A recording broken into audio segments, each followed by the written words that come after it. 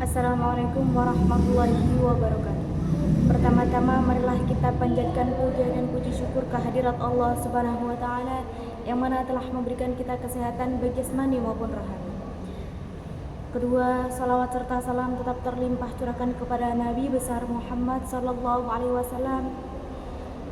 Kepada yang saya hormati Bapak Rektor Universitas Hasyim Asy'ari, kepada yang saya hormati Bapak Dekan Fakultas Agama Islam, kepada yang saya hormati Bapak Kaprodi Pendidikan Agama Islam, yang saya hormati DPA 4E Bunda Iva, dan tak lupa juga Bapak dosen pengampuh yaitu Bapak dosen Hanifuddin selaku pengampuh mata kuliah media pembelajaran. Baik, di sini saya akan menerangkan materi yang kelima atau bab kelima dari pembelajaran media.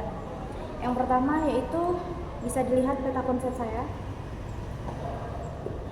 Jadi di sini ada beberapa yang pertama itu ada pemilihan dan juga penggunaan media pembelajaran. Jadi sebelum itu media pembelajaran itu nggak hanya sekedar itu saja, tapi ada banyak dan berbagai macam pilihan. Jadi kita sebagai guru itu harus aktif dan juga kreatif dalam mengajar peserta didik agar peserta didik itu tidak mudah bosan dan bisa memperhatikan kita. Selanjutnya yang pertama di sini ada bisa dilihat ada dasar pengembangan pemilihan media, yaitu apa? Di sini guru itu tidak boleh asal pilih media, tapi sebelum memilih media tersebut itu harus dipertimbangkan dulu. Nah, jadi apakah media itu tuh sudah cocok dengan materinya, cocok dengan materi dan juga siswanya atau belum. Terus situasi kelas juga, jadi kita harus bisa mengkondisikan situasi kelas tersebut. Apakah anak-anak tersebut, siswa-siswa tersebut bisa aktif, terus dan juga dapat mudah dipahami oleh siswa. Semisal kita menjelaskan materi tersebut, tapi media kita atau cara model pembelajaran kita kurang menarik atau kurang bisa tersampaikan ke mereka, jadi itu bisa dibilang sia-sia. Terus yaitu setelah itu ada tujuannya. Nah, jadi agar tujuan tersebut itu bisa lebih menarik dan juga efektif dan efisien, jadi kita harus kreatif dalam memilih media pembelajaran. Terus di sini ada kriteria media pembelajaran, bisa dilihat ini peta konsep yang ini bunga-bunga itu. Jadi kriterianya itu ada khusus dan juga ada umum. Teruntuk yang umum yaitu bisa menyesuaikan media tersebut, bisa menyesuaikan media pembelajaran tersebut, terus tujuan pembelajarannya itu, terus ada karakteristik siswanya, terus ada menyesuaikan teori tersebut, terus ada gaya belajar siswa, dan yang terakhir itu ada menyesuaikan lingkungan. Jadi kita juga harus menyesuaikan lingkungan tersebut. Semisal kita memakai media pembelajaran yang memang di situ lingkungannya tidak cocok, jadi jangan dipakai. Jadi kita harus benar-benar pintar memilih media pembelajaran tersebut. Ingat melihat juga lingkungan.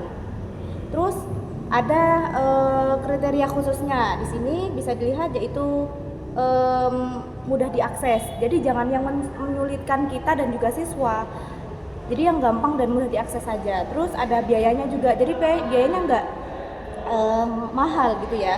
Terus teknologi, bisa interaktif sesama anak-anak dan juga siswanya itu. Terus habis itu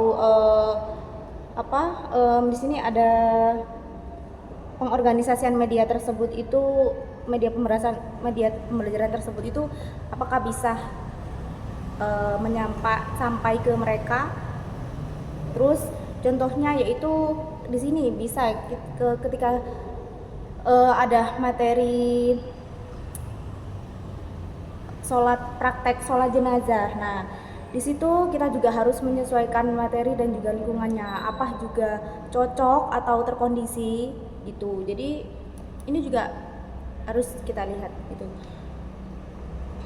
Selanjutnya di sini ada langkah-langkah penggunaan media pembelajaran.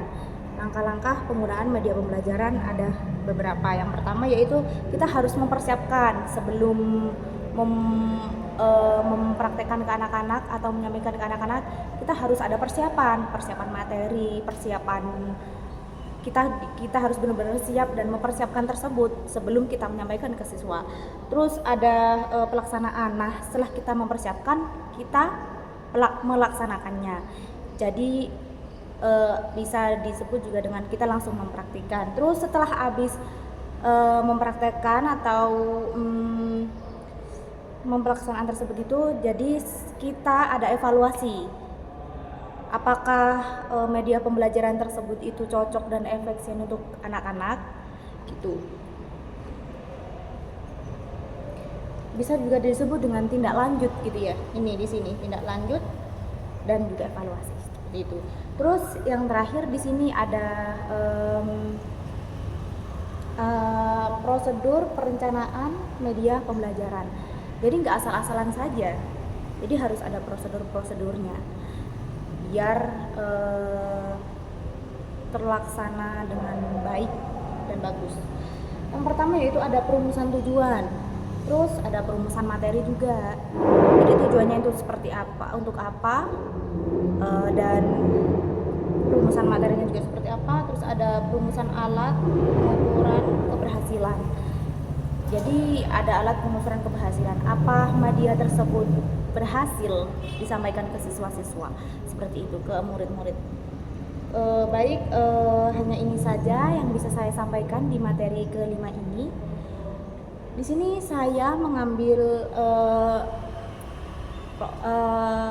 materi ini dari buku pengembangan pembelajaran media.